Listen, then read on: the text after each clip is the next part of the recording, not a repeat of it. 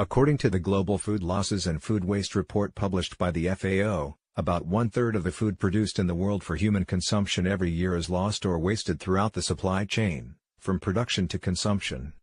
According to the Environmental Food Crisis Report by UNEP, a 50% increase in food production by 2050 is needed to sustain the food demand from a growing world population. The world price of food is estimated to become 30 to 50% higher in coming decades and have greater volatility. Preventing food waste helps to increase food availability and strengthen food security in such times.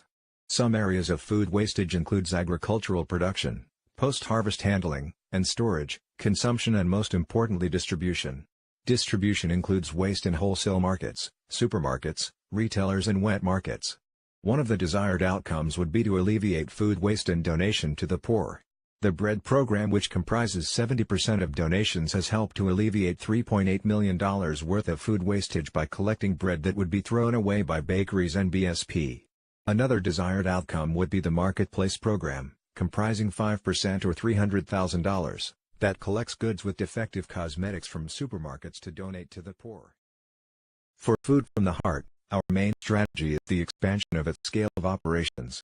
Our focus lies in two key areas: reputation and reducing reliance on donations. For reputation, we seek to enhance the reputation of Food from the Heart through accreditation such as from the Health Promotion Board and NEA. This increases the trust the public has in Food from the Heart. We are also looking to increase brand recognition through the consistency of our food drives and donations. By appearing more regularly, we are more recognizable to the public. Contrary to our competitor, Feeding the 5,000 in Asia event, which conducts events on a one-off basis. Currently, the amount of help we are able to provide for those in need is largely reliant on our donors' goodwill. Therefore, our strategy is to provide catering services to the public, leveraging on our existing capabilities to create a flow of revenue for Food from the Heart. We also outreach to organizations such as restaurants to increase our base of food waste. Next, moving on to our plan of action, we would reach out to more supermarkets and restaurants for them to contribute food waste, which will be used for both catering services as well as for food drives for the less fortunate. We would create endorsements such as logos for participating organizations to recognize their efforts, which they would appreciate as it improves their CSR. Especially if we are able to develop our brand recognition, this would create a win-win situation for both our partners and us. At the same time, we would be expanding our catering capacity for our catering services. This not only reduces the cost of preparing food for the less fortunate in Singapore due to scale, but also creates a stream of revenue, making our organization more self-sustainable. Lastly, the most crucial action would be the message that Food from the Heart sends to the public. The main emphasis in the message would be that revenue generated from our catering services will be solely used in providing help to the less fortunate. The catering services will also be offered at a lower margin to emphasize the point that Food from the Heart is not profit-driven. In essence, this message will convey the point of self-sustainability and scale to reach out to the less fortunate on a larger scale.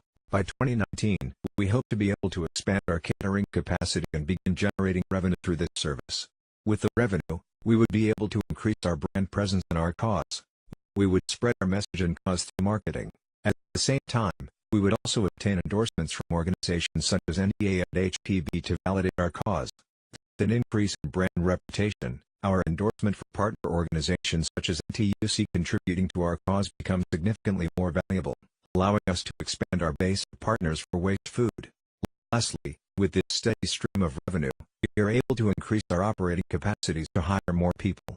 This allows us to reach out to a wider population across Singapore, and at a much higher frequency, alleviating poverty to a much larger extent. To increase our credibility, we would seek endorsements from organizations such as NEA and HPB. We would hire auditors to verify our financial statements. And lastly, by scaling our operations and increasing frequency, increasing our credibility in the eyes of the public as well. In short run, we will face high initial costs of infrastructure such as cooking facilities. But in the long run, we will have low recurring costs, enabling us to channel more nutritional resources to the poor and reduce food wastage.